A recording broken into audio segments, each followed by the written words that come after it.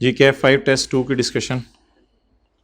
Ozone Limited has working on a project develop a chemical that can be released into atmosphere to break the greenhouse gases छाड़े यार काम दिखाल करें into gases that are less damaging to the environment.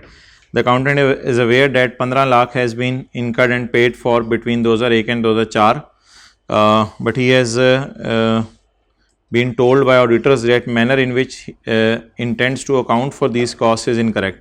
कहते जिस तरह तुम account for कर रहे हो कुछ गलतियां हमें लग रही हैं, and that given the significant amounts involve, क्योंकि ये बड़ी अमाउंट्स हैं, that they would have to qualify the report, और वो ऑडिटर रिपोर्ट ख़राब कर देंगे, क्वालिफाई कर देंगे, ये ऑडिट में आपके लफ्ज़ पड़ेंगे। If it was not corrected, अगर ये गलतियाँ ना सही हुई तो आपके लिए मसला हो जाएगा। The auditors had already indicated he should correct this month ago, auditor ने महीना पहले ही कह दिया था ये गलती सही कर दो, बट वो हमारी तरह का सुस्त था, but he had not done so since he had lost the original detail provided to him by chief scientist. Scientist के साथ कहते हैं हमारा राब्ता रहता है, तो इसलिए वो डिटेल जो है आगे पीछे हो चुकी है। वेबसाइट पे क्वेश्चन सोल्यूशन दोनों अवेलेबल है। The chief scientist has scribbled the following details, scientist ने आपको ये चीज़ें दी हैं। मेमोरेंडम, चीफ साइंटिस्ट की तरफ से ख़त जा रहा है चीफ अकाउंटेंट को। This has to be the last time I summarise this for you, कहते हैं शहजादे ये आखिरी दफ़ा तेरे लिए समरी दे रहा हूँ, तूने बहुत तंग किया हुआ है। For accounting department I have better things to do, और मुझे बड़े अच्छे काम हैं, लाइक सेविंग द प्लानट, पता नहीं ये क्या काम है इसका। 2001 में 20,000 रुपये 2 लाख खर्चा हुआ है, 40% रिसर्च पे है और 60% डेवलपमेंट पे है। Since the company was in early stage, ये साइंटिस्ट लिख रहा है, कहते हैं कंपनी अर्ली स्टेज में थी और प्रोजेक्ट 2001 में अभी बड़ा अर्ली था, अर्ली स्टेज ऑफ प्रोजेक्ट में थी। We were not yet clear that project was technically feasible, तो हमें पता नहीं था कि प्रोजेक्ट टेक्निकली फिजिबल होगा भी या नहीं। तो मसला लग रहा है या अच्छी चीज़ लग रही है? मसला। तो इस 40 और 60% पूरे को उठा के कहाँ डालना है आपने? एक्सपेंस में डालना है। इस 40 और 60 पूरे को उठा के कहाँ डालना है? एक्सपेंस में डालना है। ये हमने सोल्यूशन में एक्सपेंस में डाला हुआ है। वी स्पेंड 9 लाख, इस साल साइंटिस्ट कहते हैं हमने 9 लाख का खर्चा करवाया तुम्हारा, जो सारा का सारा हमारी लेबॉर्ट्रीज के अंदर हुआ। ठीक है, वी हैड अ मीटिंग, हमारी एक मीटिंग हुई थी जिनमें हमने तुम्हें एक्सप्लेन किया कि प्रोजेक्ट टेक्निकली फिजिबल है, और तुम लोग अकाउंटेंट आपस में बातें कर रहे थे कि रिकॉर्डिंग क्राइटेरिया पूरा हो गया है, और तुम लोगों ने ये कोई डिसाइड की थी बात, मुझे कहता है याद पड़ा है, मैं भी मीटिंग में बैठा हुआ था। तो अकाउंटेंट तो रिकॉर्ड भूल चुका हुआ है ना, गायब कर चुका हुआ है, ये यहाँ कहीं लिखा हुआ था, अकाउंटेंट तो lost the original records. One of the bean counters, एक बीन काउंटर्स ने, बीन काउंटर्स होता है ऐसे बात की तय में जाने वाला, one of the bean counters ऊपर वाली सीढ़ियों पे था, तो उसने कुछ बोंगी मारी थी, कहता है कि रिकवरेबल अमाउंट इस वक्त जो है 8 लाख है। कहते हैं मुझे नहीं पता ये किस बला का नाम है, शायद तुम्हारे लिए ये बात इंपॉर्टेंट हो, लेकिन कम से कम साइंस की किताबों में रिकवरेबल अमाउंट कहते हैं, मैंने नहीं कहीं पढ़ी। तो अब भाईजान 9 लाख रुपए की अच्छी डेवलपमेंट है, क्योंकि रिकॉर्डिंग क्राइटेरिया मीट हो रहा है, तो 9 लाख को कैपिटलाइज करेंगे पहले। ये 9 लाख को हमने कैपिटलाइज कर दिया डेवलपमेंट एसेट के तौर पे या इंटेंजिबल वर्क इन प्रोग्रेस के तौर पे, वो आपकी मर्जी है जो भी लफ्ज़ यूज़ कर लें, ये चेक करने वाले इस चीज़ का ध्यान रखेंगे, दोनों लफ्ज़ एक्सेप्टेबल हैं। लेकिन 8 लाख रिकवरेबल अमाउंट है, तो 1 लाख से इम्पेयर हो गया, तो 1 लाख की इम्पेयरमेंट लॉस की एंट्री होगी, इम्पेयरमेंट लॉस एक्सपेंस डेबिट और accumulated impairment loss credit. Next जी या नहीं, अकोमोलेटेड इम्पेयरमेंट लॉस ही लॉस लिखो, बेहतर है, लेकिन ठीक है, डेवलपमेंट वर्क इन प्रोग्रेस अगर कर दिया तो ठीक है, एंट्री सही हो जाएगी। Okay, this was a bad year, कहते हैं ये क्या बताऊं, बहुत ही बुरा साल था। With our project was suspended in January में तुम लोगों ने काम ही रुकवा दिया था, क्योंकि बहुत ज़्यादा कंपटीशन शुरू हो गया था, और हमें फोर्स किया गया था कि बजट्स बनाओ, कॉस्ट का अंदाज़ा लगाओ भी कितना खर्चा और आएगा, कि प्रोजेक्ट वायबल भी है या नहीं। Obviously the concerns were groundless, और कहते हैं हमारी पूछो तो तुम लोगों की सारी बोंगियाँ थी, and we simply ended up wasting 40,000 in respect of admin expenses, और एंड पे 40,000 रुपये का खर्चा ऐसे ही फजूल तुम लोगों ने हमारा करवाया जिसका कोई फ़ायदा नहीं था, तो इसको एडमिन एक्सपेंसेस में डालना पड़ेगा। और इसके बाद जो है we were given the go ahead in February में तुम लोगों ने कहा काम दोबारा छिक के रखो, हमने भी फिर छिक के रखा, to resume our work and spend 3,60,000 over the rest of the year, यानी बाकी 11 महीने में 3,60,000 का खर्चा आया है। My records reflect that your department decided that your definition and recording criteria were met from February, तो फरवरी से कहते हैं आपका रिकॉर्डिंग क्राइटेरिया पूरा था, तो ऑब्वियसली इसको अच्छी वाली डेवलपमेंट कहेंगे, तो 360 को कैपिटलाइज कर देंगे। पहले जो है ना देखो, अगर तो जनवरी के अंदर ना एक मसला पड़ गया था। जनवरी में अगर मसला पड़ जाता और जनवरी में ये डिसाइड होता था कि प्रोजेक्ट अबंडन कर रहे हैं, तो फिर पिछली वाली डेवलपमेंट को भी आपने एक्सपेंस में डाल देना था। लेकिन जनवरी में ये जो हल्की फुल्की डिस्ट्रप्शन सी आई प्रोजेक्ट में, इसकी वजह से बस एक काम हल्का सा रुका जनवरी के महीने में, लेकिन फरवरी से दोबारा रिज्यूम हो गया। इसलिए पिछली वाली डेवलपमेंट को आप पड़ा रहने दें, उसको छेड़ने की जरूरत नहीं, क्योंकि वो गुड डेवलपमेंट है। लेकिन अगर जनवरी में ये डिसीजन होता कि अबंडन कर देना, तो फिर पिछले सालों वाली अच्छी डेवलपमेंट को भी एक्सपेंस में डाल देते। वही फिनिश्ड आवर प्रोजेक्ट, देखो ऊपर से चल रहा है, वही finished our project around start of new year. New year बनेगा 2004 का फिर, क्योंकि 3 में तो काम चलता रहा ना। तो we finished our project at start of new year, so we were ready to go in to production from January 4, और जनवरी 4 से हमारा काम रेडी था, यानी प्रोडक्शन में जा सकता था, यानी चीज़ें आप फैक्ट्री में बना सकते थे। लेकिन तुम लोगों ने किसी वजह से फैक्ट्री में चीज़ें नहीं बनाई, और 1 अप्रैल से ऑनवर्ड्स तुमने चीज़ें बनानी शुरू की। अब मुझे बता दें, 31 दिसंबर तक तो डेवलपमेंट चलती रही। जनवरी में साइंटिस्ट कह रहे हैं हमारी तरफ से प्रोडक्शन शुरू कर दो। अब क्या करें, अमोर्टाइज जनवरी से करें या अप्रैल का वेट करें? जनवरी से करें amortise. Hope this helps, please stick this memo on to your forehead. ये मत्थे पे सारा चिमटा लो जो मैंने ऊपर वाला तुम्हें दिया है, so that you don't lose it again. I thought scientist बस पता नहीं क्या छोड़े। The accountant has shown you this memorandum and has asked you that you show him how he should have accounted for this project. How he should have accounted का मतलब होता है original entries. How he should have accounted this project. Original entries क्या होनी चाहिए? He tells you that project is a useful life of 5 years and nil residual value and amortization is calculated on straight line basis. 2001, 2, 3 और 4 की general entries कर दें। तो 4 में एक एंट्री होनी थी। सवाल ऐसी देखने में धमाका सा था कुछ था नहीं सवाल में। तो अच्छी वाली डेवलपमेंट बनी थी 9 लाख, लेकिन उसमें से इंपेयर हो गई थी 1 लाख, और दोबारा अच्छी वाली आई थी 360। तो 9 लाख माइनस 1 लाख जमा 360, ये एसेट की कॉस्ट थी, और कॉस्ट को डिवाइड कर दिया था किससे? 5 से। ओके, अच्छा। Ted started running a farm that is involved in agricultural activity where by it buys dairy producing cows. दूध वाली काउज जो है वो ये खरीदते होंगे। At the start of year Ted purchased 1000 dairy cows with an average age of 2 years for 1.5 million। तो ये जो काउज खरीदने की एंट्री है, काउज डेबिट कैश क्रेडिट, ये 1.5 million से। Ted has following data on fair values of agriculture produce. जब हमने साल के शुरू में खरीदी थी वो 2 साल की थी। इसने कंफ्यूज करने के लिए साल के शुरू की 2 साल वाली की वैल्यू दी है, साल के एंड पे 2 साल वाली की वैल्यू दी है, हमारी 2 साल की नहीं है। साल के एंड पर 3 साल वाली की वैल्यू दी है, ये हमारे लिए रेलिवेंट है। और साल के शुरू में 3 साल वाली तो वैसे ही रेलिवेंट नहीं, ये तो पता नहीं किस चक्कर में दिया इसने। तो अगर प्राइस और फिजिकल चेंज भी मालूम करनी होती ना, तो उसके लिए मैंने बताया था ये 3 चीजें रेलिवेंट होती, वो 3 डेट्स जो हम लिखते होते थे। लेकिन अब प्राइस और फिजिकल चेंज में तो जाने की जरूरत ही नहीं, क्योंकि सवाल ने क्या मांगी हुई है। तो जनरल एंट्रीज में प्राइस फिजिकल चेंज के चक्कर में जाने की जरूरत नहीं। मुझे बताएं, हमारी काउज कितने की थी साल के शुरू में? कितने साल की? अब इस सारे डेटे को इग्नोर करके बस 3 साल की एक काउज साल के एंड पे इतने की थी, बस ये देखा था। तो 1650, अब मैंने कोई लंबी कैलकुलेशन नहीं की थी, आसान सी कर दी है इधर। 1650 मल्टीप्लाइड बाय 1000 काउज। हाँ, ये देख लेना, 1650 क्लोजिंग वैल्यू है ना। 1650 एक की है, कितने साल वाली? तो हमारी कहो साल के शुरू में कितने साल की थी और एंड पे 3 साल की। तो हमारे लिए सिर्फ ये फिगर रेलेवेंट थी, ये क्लोजिंग काउ की वैल्यू थी। इसको 1000 से मल्टीप्लाई किया तो ये क्लोजिंग आ जाएगा, ये परचेज आ जाएगा। तो जो वर्किंग हम करते थे ईयर एंड गेन वाली, तो क्लोजिंग और परचेज का डिफरेंस करंट ईयर का गेन, करंट ईयर का गेन। अलग-अलग एंट्री करने की जरूरत नहीं थी जब तक ना कहे, अलग-अलग कर दोगे मार्क्स तो मिल जाएंगे। During the year entity sold 40,000 gallon of milk. यार इसकी 2 एंट्रीज करनी थी, एक तो मिल्क निकालने की करनी थी, मिल्क डेबिट P&L क्रेडिट, एक मिल्क बेचने की करनी थी, कैश डेबिट मिल्क क्रेडिट। निकाले बगैर तो नहीं बेच दिया, यानी मिल्क डेबिट किए बगैर ही तो क्रेडिट नहीं कर दिया।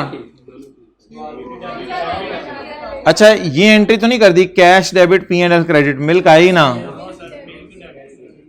मिल्क डेबिट P&L क्रेडिट की है सिर्फ।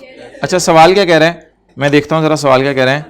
सवाल कह रहा है कि मिल्क जो है ओ सोल्ड सोल्ड सोल्ड कितने सोल्ड, तो निकालने की एंट्री तो इम्प्लाइड थी ना, फिर निकलेगा तो सोल्ड होगा ना।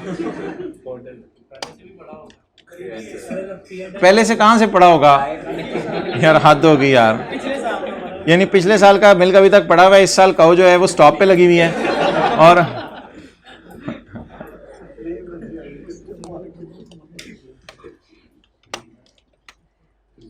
a company grows and harvests mangoes.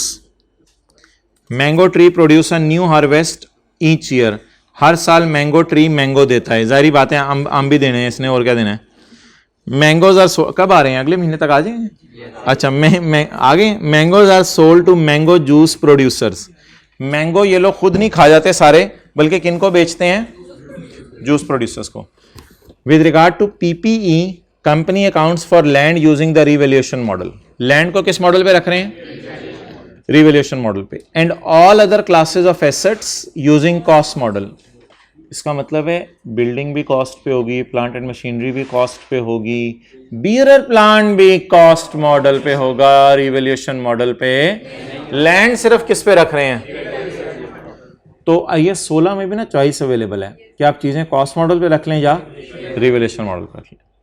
On 1 जनवरी 19 साल के पहले दिन मैंगो ट्रीज की बुक वैल्यू कितनी थी और रिमेनिंग लाइफ। मैंने आपको कहा था अगर दरख्तों की लाइफ दे देना तो आपने एज्यूम करने कि ये बियरर प्लांट है, अनलेस के कहते दरख्त लकड़ी के लिए लगाए हुए हैं, वो और बात है। तो ऐसी कोई बात नहीं लिखी हुई, तो ये दरख्त जो है बोलें जब इनकी लाइफ आ गई तो ये कौन से प्लांट है। इसमें 3 खासियतें हैं, मैंगो बनाता है, हर साल बनाता है, और तीसरा लाइफ 1 साल से ज़्यादा है। तो इसलिए ऑलरेडी इसकी जो बुक वैल्यू आ रही है साल के शुरू में, इसको आप रिमेनिंग लाइफ पे डिवाइड कर देंगे और मैंगो ट्रीज़ की फेयर वैल्यू में इंटरेस्टेड नहीं होंगे आप 2 वजह से। एक तो मैंगो ट्रीज़ पे लगता है बियरर प्लांट की वजह से IAS 16, IAS 41 लगता नहीं कि इसकी fair value minus cost to sell में इंटरेस्टेड हो। दूसरी बात, मैंगो ट्रीज़ जो हैं उनको IAS 16 डील करता है। IAS 16 में मेरी ऑर्गेनाइजेशन लैंड के लिए रिवैल्यूएशन मॉडल यूज कर रही है, ऑल अदर क्लासेस के लिए, इसलिए हम मैंगो ट्री को कॉस्ट मॉडल पे रखेंगे। अब ये जो थ्योरेटिकल डिस्कशन होती है ना, इसमें आपने बता देना होता है एक एक आइटम का अलग अलग, कि इसमें से P&L में कितना जाएगा, बैलेंस शीट में कितना जाएगा, P&L में कितना जाएगा, बैलेंस शीट में कितना जाएगा, बियरर प्लांट है नहीं है, IAS 41 लगना है नहीं लगना, इस किस्म की थ्योरेटिकल डिस्कशन आप करेंगे। अच्छा, the mangoes were plucked from trees on 28 December, तो प्लक होते हुए एग्रीकल्चर प्रोड्यूस थे, and had a fair value less cost to sell off, and these were still held at year end. Year end पे ये inventory के तौर पे नजर आएंगे। और लैंड की फेयर वैल्यू साल के आखिर में कितनी है, 2 लाख। ओपनिंग फेयर वैल्यू इसने बताई नहीं कि हम कोई गेन गुन निकाल सकें, लेकिन क्लोजिंग फेयर वैल्यू लैंड की कितनी है, 2 लाख। अच्छा, अब लैंड किस मॉडल में है, और इंक्रीज अगर आ जाए लैंड पे तो वो P&L में जाएगा या अदर कंप्रीहेंसिव। ये FR1 का कॉन्सेप्ट मैंने यहां डाला है, लेकिन अभी हमने FR2 में रिवाइज करना है इसको, तो गेन OCI में जाएगा। एट 31 दिसंबर, गेन मुझे मैं बता नहीं सकता क्योंकि ओपनिंग फेयर वैल्यू नहीं पता। एट 31 दिसंबर बैलेंस शीट में लैंड कितने में नजर आएगी, 2 लाख में। Mango trees are bearer plants and are therefore also counted for under IAS 16। Under cost model depreciation of 15,000, book value divide by remaining life will be charge to P&L, and mango trees will have a balance sheet book value of 285, BV इनकी 285 होगी at 31 December 2019। Mangoes are agricultural produce and should initially be recognized at fair value less.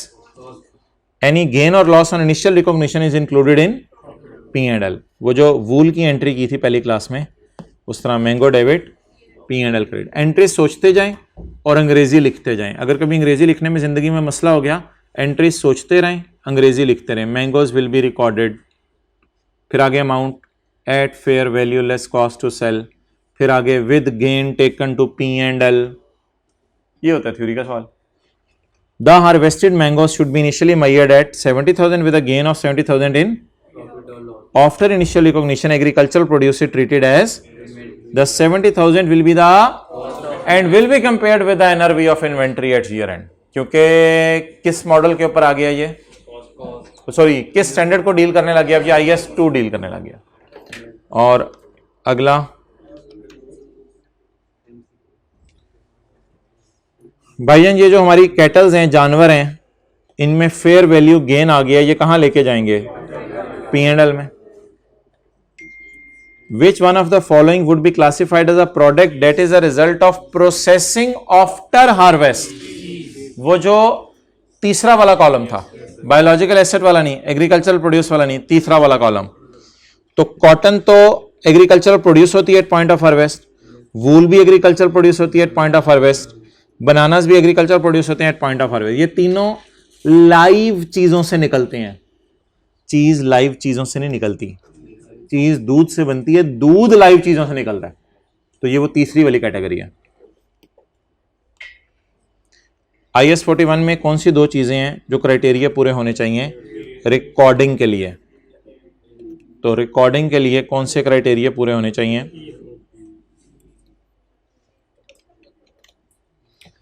Recognition का जब भी लफ्ज आ जाए ना, तो recognition और मेजरमेंट वाला पैरा जहन में ले आया करें। रिकॉग्निशन, एसेट कंट्रोल हो, फ्यूचर में बेनिफिट आने हो, और फेयर वैल्यू या कॉस्ट रिलायबली मेजरेबल हो। यही थी रिकॉग्निशन की शराइत।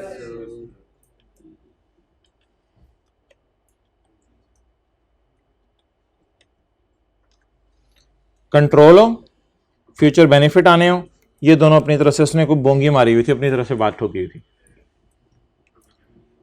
IS 41 कौन सी दो चीजें कॉस्ट टू सेल में जाएंगी? कमीशन टू ब्रोकर जाएगा, इनकम टैक्स नहीं जाएंगे, ट्रांसफर टैक्स जाएंगे, एडवर्टाइजिंग कॉस्ट नहीं जाएगी। वो पेज रिवाइज कर लीजिएगा, वहां लिखा हुआ था सारा। कौन सी दो चीजें बायोलॉजिकल एसेट हैं? बायोलॉजिकल का मतलब है जिंदा हैं, ठीक है। अच्छा यार, इसने दो पूछी हैं। अब आप कहेंगे सर ऑरेंज लगे हुए भी तो बायोलॉजिकल एसेट है, आपने तो हमें क्लास में ये भी बताया था। लेकिन यार अब ऑब्वियस सी बात है, उसने दो चीजें पूछी हैं, तो ये orange at point of harvest ही फिर होंगे। अब और क्या हो सकता है अगर आप जबरदस्ती, और ये तो मुर्गा है, ये तो मुर्गा है, चिकन है, ये तो चिकन है। चिकन वो नहीं जो आप घर में खाते हैं, चिकन से मुराद जिंदा चिकन है। तो चिकन और ट्रीज, एग्स और ऑरेंजेस तो एग्रीकल्चरल प्रोड्यूस होगा ना एट पॉइंट ऑफ हार्वेस्ट। इसमें थोड़ी सी कंफ्यूजन मैं मानता हूं आ सकती थी पेपर में कि ऑरेंजेस जब तक लगे हुए हैं तब तक बायोलॉजिकल एसेट हैं, लेकिन जब चार ऑप्शंस आते हैं तो फिर बेहतर ऑप्शंस की तरफ मूव करें, जो कि ट्रीज अगर बेयर और प्लांट्स हो सकते हैं तो ट्रीज लंबर के लिए भी तो हो सकते हैं। अब ठीक है, आपने बहस करनी है तो कर लें, लेकिन आई कैप के पास पेपर्स में इतनी कंफ्यूजिंग चीज फिर नहीं आएगी, फिर वो आगे बताएगा अगर जजमेंटल है। और फिर आप अगर ये कहें कि अब MCQs में हम नोट डालना शुरू कर दें, और मैंने आपको थोड़ी सी ये आदत डाल दी कि चलें फिर नोट दे दिया करें, तो फिर MCQs में भी नोट देने हैं, तो फिर करो मर्जी, जो मर्जी करो। तो क्या ऑरेंजेस और एग्स इन्वेंट्री में आएंगे अगर कटे हुए हैं, अगर लगे हुए हैं तो उधर आएंगे। आपकी बात बिल्कुल ठीक है, इससे कहीं नहीं लग रहा कि ये लगे हुए हैं, और एग्स भी कहीं नहीं लग रहा कि ये लगे हुए हैं। लेकिन ट्रीज का मतलब ही लगे हुए हैं, और चिकन तो किससे लगना है, वो तो खुद चिकन है। शुगर और वूल, ये तो आसान है। शुगर को एग्रीकल्चर प्रोड्यूस कैसे, वूल को कह सकते हैं, शुगर को एग्रीकल्चर प्रोड्यूस नहीं कह सकते। अच्छा बंद करो यार, बस होगी।